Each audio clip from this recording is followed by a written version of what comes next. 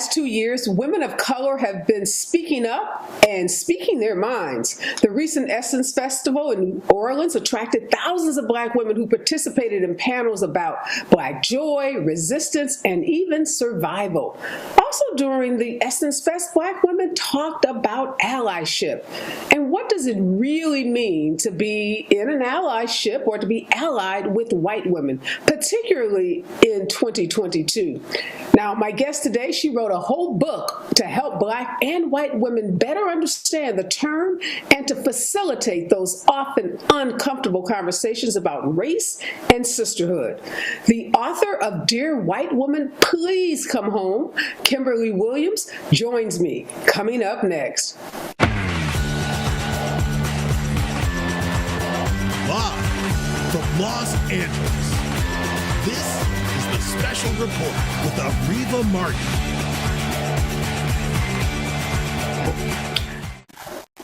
Kimberlee Williams is a director of diversity, equity, and inclusion and a first-time author. I'm excited to sit down with her to discuss her new book, Dear White Woman, Please Come Home.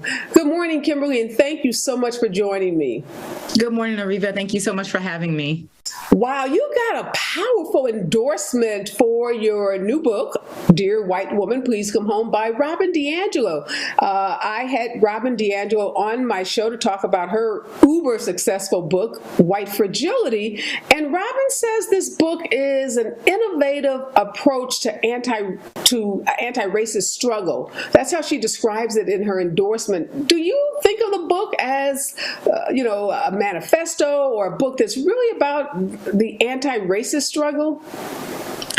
Well, I think about anti-racism being such a buzzword that triggers people, and anti-racism really is fighting against racism, right? Whether that's at the government level, right, the corporate level, or the day-to-day ground level where you and I are interacting in public and you are fighting against those instances of racism or discrimination. And that's really what the book is about. It's a manifesto about pushing you in the direction of moving into anti-racist work on the ground level, that level that you can impact today. Well, also, Robin says the book is innovative. And I think what she means by that is that the book is a series of very personal and, profound in some ways letters that you wrote to this, I don't know if it's an imaginary white woman or a white woman that you had in mind as you were writing the book, but tell us why you use this format of writing letters. Yeah, so reading, it's my job, right? It's my job to read DEI books all day, every day. And so many of them, which they are wonderful books, they are teachers, they're very scholarly and they speak directly to the mind, informing the public of things that they should learn or change or vote for, right? And I wanted to reach out to the heart of humanity. I wanted to reach out to the heart of the individuals reading. And I remember growing up and coming home, when I would arrive home from school, I would get to the mailbox before I would get to the driveway. And so I remember those joyful moments opening the mailbox and there was something in it for me and not all of it was for my parents. And so I thought, what more personal way than to write a letter directly to the reader? I'm speaking directly to the heart of the reader. And that white woman, that missing or fictional white missing sister could be any white woman holding that book in her hands. Yeah, you harken back to a period, Kimberlee, where there was something called letters. So people actually took time, wrote something, put it in an envelope, put a stamp on it, and dropped it in now what's probably hard to find mailbox. And yes, I too remember being in college and law school and so excited when you'd get your own mail. So I definitely can relate to that feeling, particularly when it wasn't a bill, right? That was a really good feeling. But you talked about this fictional white woman. When you were writing these letters, did you have a person or people in mind? Is that fictional person kind of a composite of white women that you've met over your career? I would say it definitely is a composite, right? It's the white woman that I met yesterday in a parking lot. It's the white woman that I'll probably meet later today at the mall. It's the white woman that lives across the street from me. It is every white woman. And I think that when white women have the opportunity to read the book and to see themselves as a collective, right, that they will be able to then take immediate action. Some of these things you can reach for today. Yeah. Why in this moment? So, coming out of George Floyd's horrific murder and the worldwide protest that we saw in 2020, there were a lot of books about how to be an anti-racist, how to deal with issues of racism, how to talk about racism, how to have these uncomfortable conversations. So, help us understand why in this moment that we find ourselves in, your book is so important. Yeah. And I think the moment that we're living in even today, right, makes it even more expedient, even more urgent, because we are, as women, we are a powerful collective, but we have been tricked. We have been tricked into voting against each other, working against each other, and getting in public and just not being for one another. And that is an interesting experience growing up in the Black community, where there's this just unspoken sisterhood that we have, being from Washington, D.C., walking down the street and somebody saying, "Hey, sis, I love your hair." Some stranger, some Black woman I don't know, and feeling that moment of like, we're family. And so I'm like, what if we could expand this sister circle to women of all races, creeds, and nationalities and ethnicities, and really build the collective power and voice by standing for and with one another. But the cultural idiosyncrasies that we have divide us, because we don't even know that those, we're so busy waving this flag that we're all the same. We don't take the time to actually get to know our differences so that we might respect and treat each other on a level where we could enter into authentic relationship with one another. See, I had that moment when I saw you on camera with those earrings, because even though today I have on these little tiny earrings, like my signature are those big gold hoop earrings. I'm like, okay, earrings on point. I like that. So I completely understand what you're saying. Yes, you have that ability to cite something, whether it's hair, jewelry, clothes, and say, oh, that's on point, sis. So I love that you make that reference. So Debbie Irvin, let's talk about her. She is an editor that you work with to help get this book published, and she's a white woman. How involved was she in some of the concepts and ideas that are brought forward in the book? Yeah, so I would say she published the book, and she used her publishing imprint to publish it, and she challenged me a lot, because I would say that as Black people, we are trained to only go so far to make sure that we make sure that white people remain comfortable, right?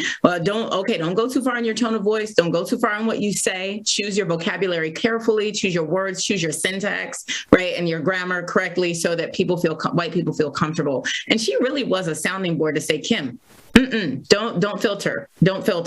I want you to give your authentic voice. I want you, I remember a discussion where it was like, there's an F-bomb in one of the letters. And I remember saying, oh, I should take this out. And she said, why? Why should you take it out? If they can't handle the F-bomb, maybe the book is not for them, And so she was really an ally in making sure that my authentic voice came through in the book. How did you all meet, and how did this project come about? Yes. So we met years before I started working on this book. And it was funny because it was when her book launched, Waking Up White, Finding Myself in the Story of Race. Mm-hmm. We met when she was sharing her book in an exhibit hall at a conference. And I just loved that she had, I haven't even thought about this before this moment, but she wrote a very short letter, one sentence or one question to Black people, or to people of color, and she said, if you could say anything to white people, what would it be? And I remember being so grateful that she even asked the question. And I stopped to write a letter on this big Post-it note. And I think that the other question was, if you would have white people to know anything that they should take away from this conference where we were at the People of Color Conference, what would you want them to take away? And I wrote on that as well. And so we had stayed in touch over the years, because that moment was such a conversation where we really and truly connected, and we stayed in touch over the years and were friends. And the book stemmed from an event that Debbie had done. Debbie had done a full day workshop where my partner surprised me and got me tickets for my birthday to show up to one of Debbie's workshops. And at the end of the day, there was an opportunity for Black women. This was specifically for Black women and white women to come together and to heal and to work together. And And at the end of the day, there was an opportunity for Black women to share truths with white women and white women to respond to those truths. And each white woman said, each Black woman said, I didn't share this with you because I didn't think you cared. And then the white woman would respond, how could I care if I didn't even know? And it was woman after woman saying, I'm so intrigued by this. First of all, tell me, when was this? What year was this? oh my goodness. Oh, you're putting, let me think. This might have been 2018, 2017, 2018. Okay, so 5-6 years ago. Give me one example of something that was shared by a Black woman and the response from a white woman. Yes. One of the Black women said, I didn't share with you that I have my PhD, and I didn't share it with you because I knew you wouldn't believe me based on the way I look. Okay. And a white woman responded, well, of course I would believe you. And a conversation kind of ensued. Well, would you believe me if I was sitting at the head of the board of directors? Would you believe that? Would you believe it if I was the head of the board of trustees? Would you believe that? Without judging me based on the way I look and not seeing my resume. And so this conversation ensued. And then, there were smaller examples, like, I didn't tell you that I grew up homeless. And I didn't tell you because I didn't think you would care. And again, it was, well, how could I care if I didn't even know?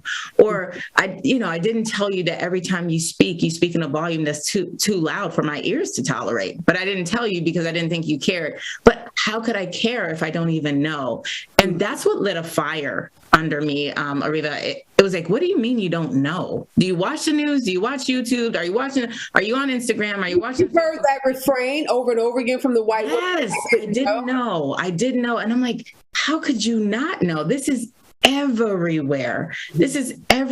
And so that is when I got angry and I went home and I said, you know what? I'm going to start writing. I'm going to write a book of letters to white women so they can never again say they didn't know. And Debbie and I happened to run into each other at another conference. And we ate lunch together. And I sat down at the table and we were eating this salad, and we write about the salad in the book because it was just disgusting. It was just lettuce. I don't think you can call a salad if the only ingredient is lettuce. That's okay. So we were like, well, we don't get any toppings, nothing, And so we were laughing about this, and we started talking about the book.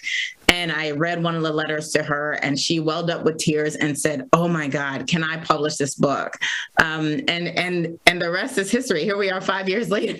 Wow. Tell me one of the most, bizarre things you think you heard in that conference that a white woman said she didn't know. Oh, my goodness. Well, something as simple that I think about every day. I think I don't go a day without thinking about my hair or how to care for it or what it looks like or what it will look like tomorrow. Just the idea that white women didn't know that Black people in general are constantly petted. Is the word pet, like treated like animals, like, can I touch your hair? Can I touch your hair? Or ask, invasive questions. Is your hair real? Is your hair yours? My favorite is somebody asked me, did I grow my hair out like a chia pet? I thought, like, what does that even mean? Did I grow my hair out? And a white woman said, I didn't know. And I was like, what do you mean? We're on the news. These hair stories are on the news every day, and it might come in a different city and a different state, but it's the same story. So what do you mean you didn't know? And I'm sitting here as you saying that. Do you think it's a true statement in terms of I didn't know, or I wasn't listening, I wasn't paying attention, I wasn't internalizing? Mm-hmm. Because I didn't know, I agree with you, is kind of, I'm incredulous about that because it seem like educated women, I assume, based on who you are in the conference, the fact that they're at a conference, it seems like a professional conference.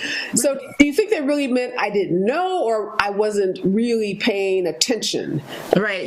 I think it becomes I wasn't paying attention, because I will tell you, Areva, if something does not apply to me, I do block it out. Right. Like, I'm like, no, that story doesn't apply to me unless I have a reason to, which is why we have to begin to get into relationship with one another so that you do have a reason to listen in and to zone in on these stories and these moments. What was the most uncomfortable exchange you had with Debbie as your editor and your publisher, as you're, being your authentic self and writing to white women what you want them to know about Black women?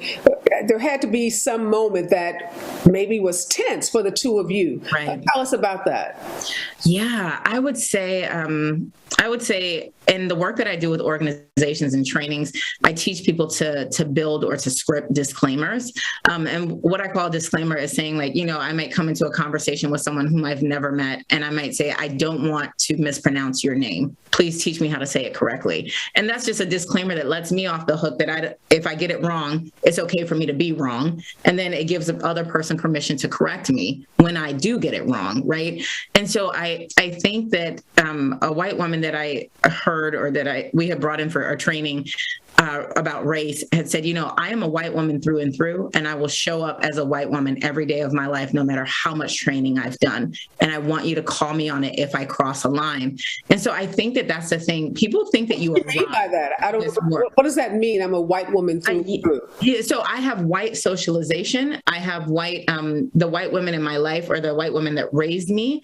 However they move through the world is how I learn to move through the world, whether that lands on you offensively or not. That is my baseline. That is my normal. And so, for example, if I'm speaking and that white woman cuts me off, right, and keeps talking, she has no idea that the historical context behind interrupting me somehow means that I'm less than, right? And so she doesn't see it as offensive. It's just normal behavior. And so working with Debbie, I think, even though she is a racial justice practitioner and has been doing this work for years and years, I think hitting bumps in the road where whiteness was involved, right? Like, I had to say to her, I think that the comment that you just made to me came from a place of superiority. And we hit a serious bump in the road, and she took a step back, and we actually what was it over? Like what was let me go back in my mind here. It was I've done a lot of work on this project, Kim. I've done a lot of work on this, and this, I think people underestimate how much work goes into putting a book into the world. It was a lot of work, and it still is a lot of work every day. But she made the comment, I've done a lot of work on this project, and I said, wow. Did you hear that as you're not sufficiently grateful? Right. Like, or give me more gratitude, or if it wasn't for me, this book wouldn't be in the world, Kim, and that's the way my mind heard it. Right. And I said that while I agree that you've done a lot of work on this project, the statement that you made and the way that you made it, given the historical context of the racial groups we've been assigned to, feels like a moment where you express superiority or inferiority, that I somehow would not have made it without you. And I because Debbie and I are friends, I extend to her, I say, I would love to believe that that's not your intention, given that we are friends, right? But you said it caused her to step back. Yes, she did. We went sensitive to you saying that? Yes, it caused her to take a moment of silence, like to take a moment of reflection. And when I say a moment, I mean a few days. I don't mean a couple minutes. I mean a few days. And she came back and she said, Kim, when people call me on my whiteness, I ask myself, the way that I check in with myself is, would I have said this to a white man? Mm-hmm. And she said, and I have to be honest, I would not have approached this conversation with a white man in the same way. And I am sorry. Mm-hmm. And that was a powerful moment for us. How often did that happen? Because I feel like if your direct approach, which sounds incredible, if you did that in most relationships, you'd probably be saying something like that every 5 minutes. I'm just wondering how Debbie obviously is very evolved. She's a racial justice practitioner, so she's in a different category than I think a lot of white women. Right. But how often did those kinds of exchanges occur, even with someone as evolved as Debbie? Mm-hmm. Well, I got to tell you, and this is what I want white people to get. It's okay for you, and that goes back to those disclaimers, right? It's okay for you to call yourself out on your own bias. I do it myself, right? I'm like, oh, that's my Christian upbringing coming out of me that I would say something like that, right? And Debbie, which I appreciate and love, is that she's able to call herself out on her. Like we were working on something and I was saying, Debbie, we were editing. It happened most in the editing process. We were editing and I was like, and there was a misspelling and I said something like, Debbie, do you think you could change, and she was sharing the screen, the Zoom screen. Do you think you could change that E to an A? And she's like, are you coddling my whiteness, Kim? Why can't you just say, Debbie, change the E to an A? Why do you have to dress it up and make it all pretty and polite? You think I can't handle you telling me that I spelled something wrong? I'm going to be so fragile that I fall apart. And those moments make it easy to be in relationship with Debbie. Those moments where she can call herself out, or she'll say something. She's like, oh, wow, that was the colonizer in me that I just said that to you. Those moments did happen a lot, but it wasn't a lot of me calling her on those moments, calling her in for a conversation. It was her calling herself. And she's like, wow, I just went really white on you, didn't I, Kim? And I'm like, you did. That's so funny because I'm working on a book now, my 5th book, and I have a editor that I work with that's a white woman, and we were sending out the proposal. We had sent out the proposal to several different agents, and we were getting a bunch of no's, and we got this really lengthy no from this white guy, and he went into detail. He said the book, first of all, the premise of the book, which started with a sentence about systemic racism, that premise would be offensive to many who did not believe that there was systemic racism in the country. And if we wanted to attract readers, we needed to meet readers where they were. We needed to build trust with them before we kind of lowered the boom on them that there's something called systemic racism. So, it was one of those emails that triggered me. Mm-hmm. And I had to wait a minute to decide how I was going to respond. Because at the end of the day, he was saying no, but thank you, because I would have said no to him, knowing his attitude. Right. And I told my editor, I said, don't respond. I'm going to respond. So I write this lengthy response to him about how I don't understand how a book that says there's systemic racism would be offensive to anyone. Thank you. If you've been watching the news, reading anything, we've all pretty much come to agreement that exists in this country. I'm not the first person to say it. Thank you very much. And, I kind of lay him out in the most polite, professional way that I can. And then my editor reads it and says, oh my God, Areva, he's a grandfather. I wrote her and called him a white supremacist. And she says, oh my God, Areva, he's not a white supremacist, he's a grandfather. Mm-hmm. And I said, my point exactly. He is a grandfather, and he's he's from an era where he thought it was perfectly okay, first of all, to write me this whole book on text about what was wrong with our proposal that, again, I doubt he would have written to a white man. Mm-hmm. And we had to have that uncomfortable conversation that you're describing. And it was interesting to see how, from her perspective, the fact that he told us he was a grandfather, mm-hmm. that kind of, exempted him from being a white supremacist. And for me, it was the very point. Yeah, right. He's been around on the earth for 70 years, and he grew up in an era where it was perfectly fine for him to take a black woman, me, to task. Right. So those conversations, even with people, and this is a woman I've worked with for years, we've been writing books together, we have a great relationship, but those kinds of conversations still happen. Yes. And I'm wondering, in your book, do you advise black women to call folks out mm-hmm. when those kinds of, when their whiteness shows up in that way? Mm-hmm. If there is value and investment in a relationship, yes. If there isn't, right, that stranger in the grocery store, that becomes a negotiation of, do I have the time? Do I have the energy? Am I physically safe? Right? Is this person going to harm me if I bring this up? But if I have an investment in a relationship, even if I'm not going to call you in for a conversation right now, I might give you a text message or a phone call tomorrow after I've had a chance to calm down. Mm-hmm. So from the book, what do you think black women learn from this book? Because it's a series of letters, obviously written to white women. So if a black woman, passes this book on a bookshelf, is listening to the show, watching the show, and says, well, I already know what I would say to white women, I don't need to read the book. Tell us why black women and brown women and women of all ethnicities ethnicities and racial groups should read the book? Right. I would say that was my greatest fear in this project, Areva, was women of color and Black women specifically, because we have been trained as Black women, and I'm speaking from the I perspective, my family, my community, the neighborhood I grew up in, not to tell the truth.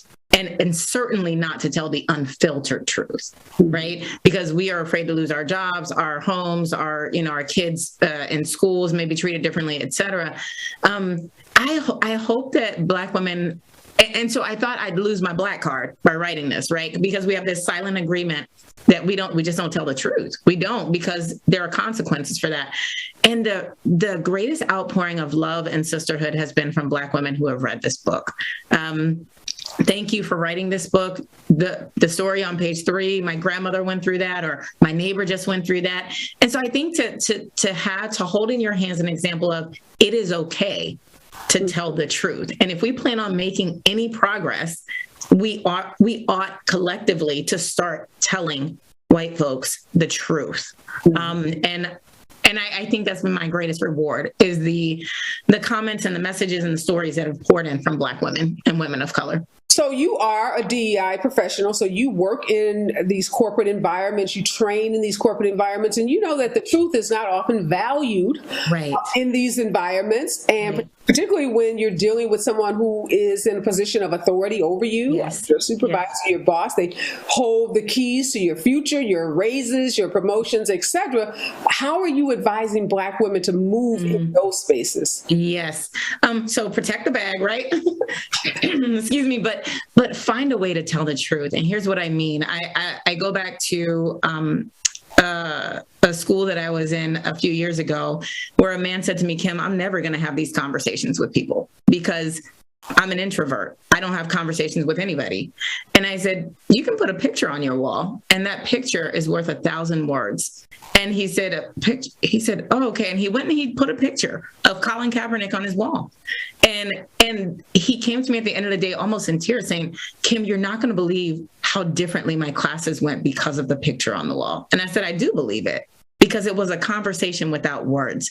And so I encourage Black women and women of color to find ways, even if you're in a situation where you know that you can't speak truth to power, I'd find ways that are nonverbal conversations, right? A conversation, what you choose at the office potluck, or you're sitting around a table with coworkers and having lunch, what you choose to put on your plate is an opportunity to tell the truth, right? Like you spoke about my earrings. My earrings are an opportunity to tell the truth, right? Whether you speak up or speak out in a meeting is telling the truth, the decision to remain silent in a meeting, right? Or where you choose to sit around the circle or the oval table when you go into that committee meeting, or all of those are opportunities to tell the truth. And that we have to be more intentional in how we show up. And somebody said, well, I can't just go in and with my wear my hair any kind of way. I said, well, you can choose what earrings you put on or what shoes you wear, right? And I'm because of the Crown Act, they really can wear their hair anyway. Exactly. Tell them about the Crown Act. Most states, most cities have the Crown Act, which prohibits discrimination against women, particularly women of color, because of natural hairdos. So we even have more freedom and rights with respect to our hair than we had in prior eras. What about white women, Kimberlee? What do you want them to take away from this book? And I want to specifically talk about this phenomenon of Karens that we've seen.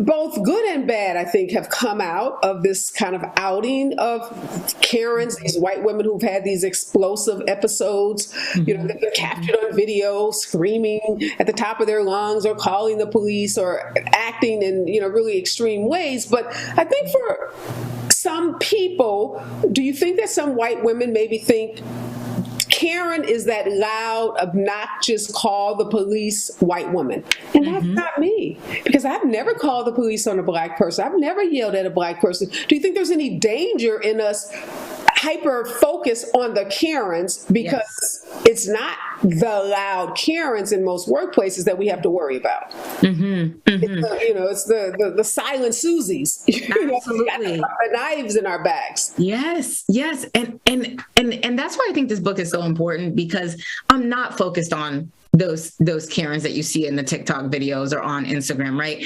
It is the day-to-day interactions with small, quiet interactions that are sometimes the most impactful. I share about an instance where I went into a store and a little girl was so happy to talk to me about, a little white girl was so happy to talk about the new lizard she was buying and how her old lizard had died.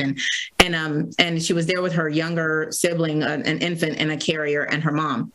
And this little girl was just so excited. And I looked down and you could tell that there was a moment where she stopped talking and she looked to her mom to see if it was even okay that she was talking to me. And her mom looked away in complete quiet. We acknowledged the mom. We said, hey, what an adorable baby in the carrier. How's it going? The mom did not part her lips once. And I said, in that moment, silent cue to the daughter to shut the conversation down. Exactly. I said, and in that moment, and if we had approached this woman and said, would you consider yourself a racist? She'd probably say, well, no, no. And here's the thing. In that moment, Karen, she's not yelling. Exactly. She didn't scream. She didn't start crying. She did none of that. But in that moment, she taught her daughter not to address Black and brown people without even uttering a word. Mm-hmm. In that moment, she said, this woman and the woman with her are beneath us. Was that her intent? Probably not. But she shut that conversation, and the daughter, after looking to her mom's face, stopped talking. Yeah, I had a similar experience on the plane. I was in first class, and a white family, little girl, and mother, father, and the little girl stopped and gave me the weirdest look, and the parents too. It was all like, "Why is she up here and we're walking past her going to coach?"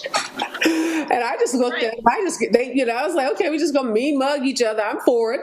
And it was the weirdest thing. It was like, okay, I don't know what you're gonna tell your daughter about me or why I'm up here and why they're in the back of the plane, but those experiences happen. I'm thinking back to when I had Robin on the show, D'Angelo again, talking about the hate and the vitriol that she got when she wrote Right Fragility, and a lot of the pushback that she got from white people was, everything is not about race. You're being too sensitive.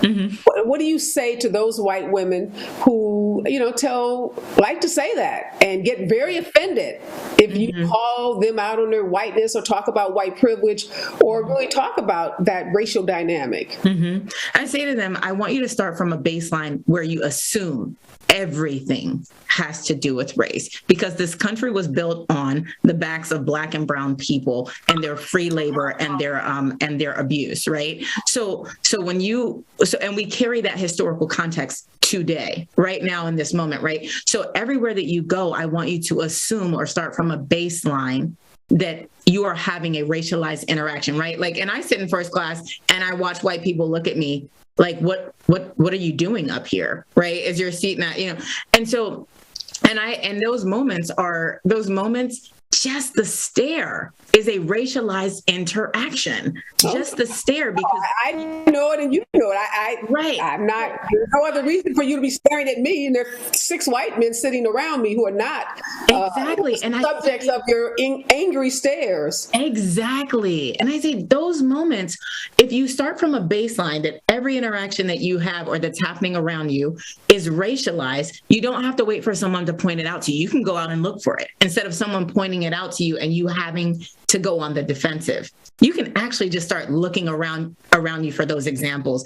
And a white woman said to me yesterday, Areva, Kimberlee, there's a question in the book that you asked where you said, have you seen this happen in front of you? And if you haven't, and it's happening all day, every day around you, what does that say? What does that mean that you haven't seen it happen? And so if you are looking for it, if you open your eyes and it is everywhere around you. And some people will say it's not, because I grew up in an insular community, right? But when you get on a plane, an airplane, that's not an insular community. When you get on a train, right? No. When you travel to no. When you go to college, right? And I had a young lady say to me in the 12th grade, I'm so afraid to go to college as a white person because I don't feel that my family and my school has prepared me to enter the world and to discuss racism. And I know it's real. So what about the man, the grandfather, who I call a white supremacist, and my white friend said was a kind granddad, who rejects the notion that we even live in a country where systemic racism is real. So if you are telling white women, start from the premise that every interaction they have is a racialized interaction, if people disavow or disagree with the notion that racism is pervasive throughout all of our systems and our interactions, how do they ever get to that point? What I tell people is, whatever the hot button issue is on the table that you're discussing, it's really hard, especially if you're not on the suffering end of it. It's really hard for you to admit that it's an issue. And so I tell people, if they can find a backdoor entrance, like you can blow down the front door and say, you're a racist, your whole family's racist, your whole community's racist, and you're not going to get anywhere with that person, right? But if you can find a backdoor entrance, and my backdoor entrance often is the fact that I was born able-bodied, and I speak about this in the book. I was born able-bodied, and in 2016, from one day to the next, I was dumped into the world of people living with physical disabilities, and I navigate my life that way now. And had you asked me in 2015 if this country had a problem where people with disabilities was concerned, I would have adamantly said no. I would have fought you tooth and nail. I would have go to the protest, and I'd be the counter protest. I would be one of the counter protesters. There is no issue in this country where people who are living with physical and learning differences are treated as less than, or they don't have any shortage of resources for them. And then in 2016, I was dumped into the world of people living with disabilities, unexpected, just from one day to the next. And my eyes all of a sudden were open to all of the things that people living with disabilities for decades and decades and decades are dealing with every day in their lives, because all of a sudden I was faced with those exact same things. So I say, if I'm telling you now as someone who lives in a world where a disability is a very real part of my life every day, and I'm telling you that these things are a reality, you as an able-bodied person can't tell me that they aren't. And so when you're talking about race, you can't ask the people that don't suffer from systemic racism, right? Even though I love when racial justice practitioners say we all suffer, right? But white people don't readily feel that pain day in and day out. And so white people are the last people that are able to speak on whether or not systemic racism is a thing in this country. Are you comfortable, Kimberlee, sharing how you became a part of the disability community? Oh, 100%. 100%. So I spent most of my life, I started dancing when I was 3. And I went from dancing and performing and into coaching and choreographing. And I was a coach back in 2016, and it was normal for me to have a 2-hour, anywhere to practice daily, anywhere from 2 to 4 hours. And I had a dance practice one day, and the next day I woke up and I swung my legs over the side of the bed, and I put my feet on the floor, and I was headed for my bathroom, and I fell to the floor. And I thought, well, I am getting older, so let me shake it out and get up and try again. And I tried to take a step, and I collapsed to the floor again. And I had gone into complete tendon failure in my foot. And so it was a very long journey. I lived for 2 years on one leg. And they had to rebuild my foot and ankle from the ground up. And they told me the only guarantee going into this surgery is that we will give you the ability to walk again. Mm-hmm. You may not run, you may not jump, you may not dance again, but we can promise you that you will eventually learn how to walk again. And so I didn't walk for nearly 2 years. And even though I am able to walk now, there are so many things that I cannot do. I can't hike, I can't jump, I can't climb, I can't, there's so many things that I just cannot do. I can't walk the beach. So, and the reason I ask is, one, I live in that intersectionality. I'm not disabled myself, but I have a disabled son. So I live in that intersectionality of being a Black woman who is also very much a part of the disability community. Mm-hmm. And I think what's telling about what you said is that you had to become a member of that community mm-hmm. and really appreciate the limitations, the discrimination, mm-hmm. and the issues that people with disabilities in this country face, mm-hmm. white people are not going to suddenly wake up black. We've seen movies where, Eddie Murphy, I don't know, Trading Places, remember that movie where he wakes up and he's now the rich white guy, but physically he's not. So if white people are not going to have that experience, and many of them are going to watch Fox News, they're going to watch pundits that appear on Fox, they're going to listen to people like Bill Barr who say there is no systemic racism in our policing system in this country. How will they ever get there? Yeah. They're listening to those messengers who they respect and who have positions of power, and they're not going to have that transformative experience that you had or I have by virtue of me having a child, by virtue of you having your own physical injury. Right. And that's what this book is about, Areva. The only way in where race is concerned is relationship. Because you don't care, you're not invested in an issue.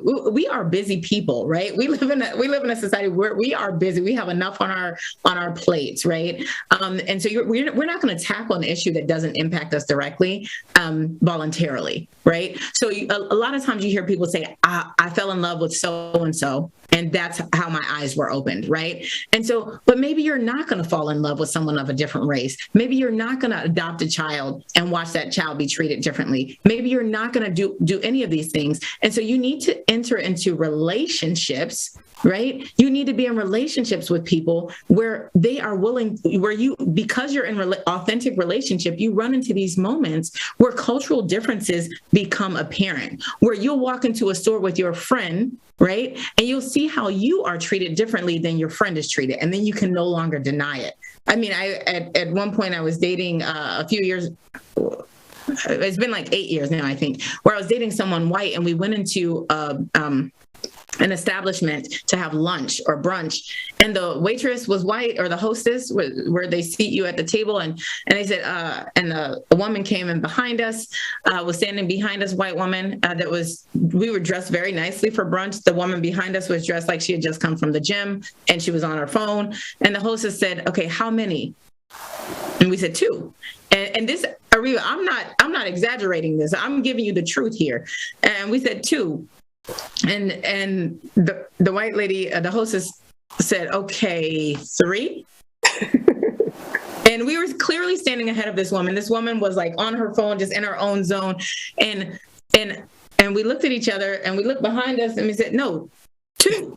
And she said, "Okay." And she got nervous. She was getting nervous. And she said, "Okay, so 2. Okay, 2. So are you going to be having 3?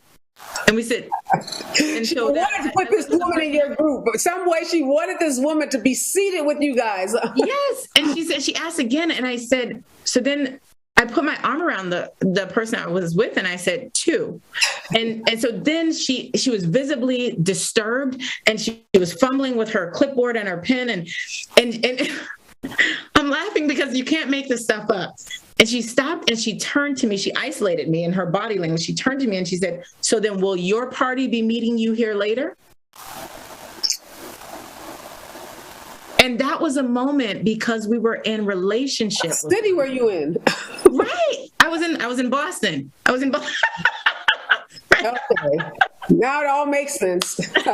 I live there too, so I know what you're talking about. Those Bostonians, they trace their roots back to the Mayflower. They can be difficult group of people to deal with sometimes. Right. And she could not see that we were there together. Like, her mind refused to allow her to be in the same establishment. And this was a young woman, right? College age kid, that could not see the two of us being there to have a meal together. And so, she sat us at the table, and I said, "I can't give my money to this establishment. We have to get out of here. I can't.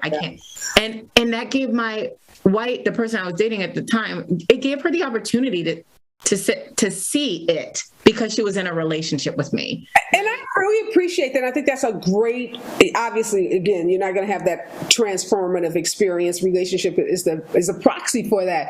But I wonder, Kimberlee, about those white people who have the Black friend, right? We know many white people who feel like they don't need this book, or they don't need to go to the conference or to, listen to the conversation that's taking place either on social media or on television, because I have a Black friend. I have a Black neighbor, and I have relatives like that who are in relationships with a white person, and I still feel like that white person is very much a racist. I'm thinking of a cousin of mine who's married to a white guy, and he is so racist. I don't even know how she stands him, but I'm sure in that interpersonal relationship, he, has figured out a way to make her feel comfortable. So how do you deal in that situation where a white person says, well, I already have my Black friend, Black spouse, Black wife, husband, whatever, but yet they haven't really changed much about their global views. They've made some exceptions for that one person that's in their lives.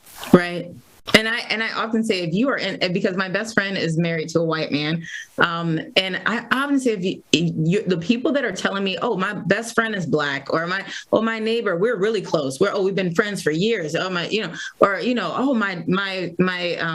son-in-law is from Mexico. I'm like, then that behooves you even more to do this work, because what's happening is when you get into those relationships of proximity, right, where you let people let their guard down and you get comfortable, you actually are probably showing up more harmful than you even realize, and that person that's close to you is prioritizing the health of the relationship, or the establishing the relationship over their own personal safety. And so the most powerful thing a white friend that's married to a Black man said to me is, she said, you asked a question in the book where it says, have any of your friends of color spoken to you about this? And if they haven't, why haven't they?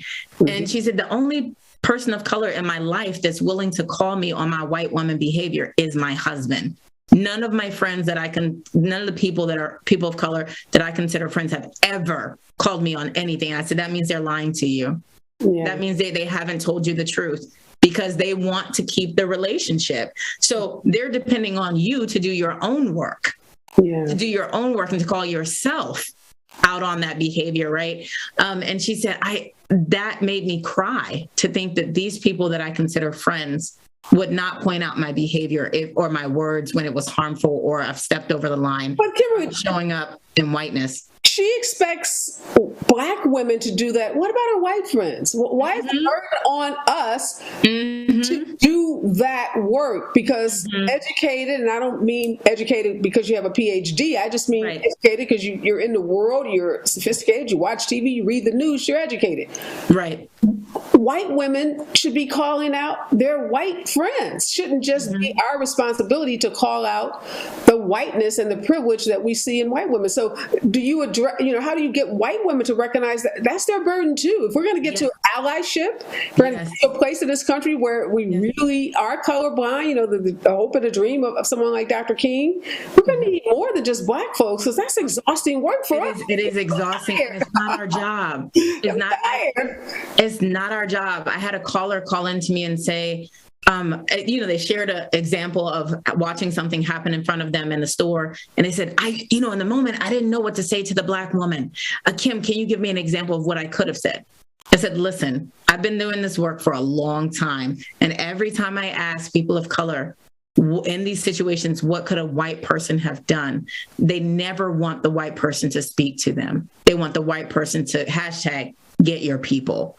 Right? You didn't need to say anything to the Black woman in the scenario. You needed to speak to the white person that was in front of you, because that's your people. I had a white woman write to me, who are my allies? Your allies are the people that are sitting to your left and right. And those are your allies, right? And it is your responsibility to get your people. I had a guy write, you're talking about grandpa. I had a grandpa write a long letter to me, a long letter about stop blaming white people for the things that people of color are going through. When I used to walk to school to and from, and I was beat up by Black kids every day, and nobody held a conference about me, or nobody said anything. I said, listen, and this was in response to something I had sent out about the deaths of George Floyd, Breonna Taylor, and Ahmaud Arbery. And I said, here's what you need to reach out. You need to reach out to the people of color in your life. You need to check in with them, Black people specifically. Here's what you need to say. I don't have time to sugarcoat it. Please, if you consider yourself an ally, this is what you should be doing right now. And he reached out and said, well, nobody reached out to me, and this is what happened to me. I said, listen, as a member of the Black race, I am ashamed that Black kids beat you up every day on your way to school. And as a member of this tribe, I am sorry that anybody from this tribe ever made your life feel as a child that you could not go to school and feel safe and able to learn. I said, and what I just did was, as a member, I said, back in the day, when a member of a tribe offended another tribe, it was the tribe's responsibility to make it right. And that's what I've extended to you. And that's what I'm asking you to extend to the Black community. You are a member of the white tribe. You are not an individual. You are a member of that tribe. And it was your people who gunned down Ahmaud Arbery in cold blood, hunted him down like a dog. It was your people. And so what I'm saying to you is that as a member of that tribe, you ought to check in with this tribe over here and see what you can do to support us in our pain and grief and loss. And when I tell you, he wanted an argument when he told me that he was beat up by Black kids every day, and I didn't give him that. I wanted to stop and just get stuck there on that. But yes. What about me? I got my nose bloodied. Yeah, I'm sorry. That was horrible. That was horrible. Where are those kids? I'll check them right now. Exactly. Show me where their moms are. I want to talk to them. Right. Give me their address, right? And that he wasn't ready. That's really not what he wanted. See, he did not. That's not what he wanted. He wanted a fight. Yeah, he wanted a fight. And I wasn't willing to give it to him. And bravo to you for not taking the bait. Right. Final question, Kimberlee. I want folks to share this show. I want everybody to watch it, to share it with their friends, their Black friends, their white friends. What message? Give us a sentence, a few words that they should use as to why they are sending, particularly their white friends, this show. I'm sending you this show because I actually want an authentic relationship with you. I'm tired of this fake and superficial, hi, how are you? I'm sending it because I actually care, and I hope to have an authentic relationship with you. Great. There's a lot of conversation about making white people uncomfortable, and some of the letters are going to make people feel uncomfortable, and we can't progress or grow if we don't go through that process of feeling uncomfortable. And I'm so glad you had the courage to tell the truth and to have those, as we call, courageous conversations. Thank you so much for sitting down with me and sharing and just helping us understand. It's such a complex subject when we get to race, and we know in this country, when we get to things that are hard, we tend to fall back. We don't push forward. We don't just keep going through the finish line. But I'm fond of saying, face our adversity, block out our fears, and commit to finishing strong. And I hope that that's what people who watch this show and read your book, which I'm recommending everyone do, not just women. This is for men too, because every man has some woman in their lives, and this so much of what you write about is applicable to those male relationships as well as those female relationships. So pick up a copy of Kimberlee's book, Dear White Woman, Please Come Home. Must read for all of us who are trying to do the work of healing. Thank you again, my friend. Thank you so much, sis, for having me. Wow, I want to thank Kimberlee Williams for sitting down with me this morning and sharing her new book, Dear White Woman, Please Come Home. Please make sure you pick up a copy of this book. Such a refreshing and innovative take on dealing with issues of race and sisterhood. Like I said, this isn't just a book for women. This is a book for men. This is a book for all ages, all races, all nationalities. I think all people. Everybody, I think, wants to heal. Everybody wants to be in harmony with their brothers and their sisters, and we just have to figure out how to get there. And sometimes it takes going through these very uncomfortable processes and having these uncomfortable and what we call courageous conversations. But I am so encouraged that because of authors like Kimberlee and her editor, Debbie, they modeled for us what it looks like for Black and white women to come together and work on projects together and to move past some of the hurt of bygone eras. But it's not because they are dismissing or ignoring or trying to hide what has happened. It's because they are being open and honest and being authentic about how they feel. And that's what I love most about Kimberlee is her willingness to share and to challenge us all to be honest and to be authentic with each other. And that means our Black sisters as well as our white friends and colleagues. I'm reminded of that Neil Diamond song that was made popular by the Hollies, and the lyrics of the song, "He ain't heavy, he's my brother." I'm thinking about that, and my words to live by is, "She ain't heavy, she's my sister." Be safe out there. Remember, we're all in this together.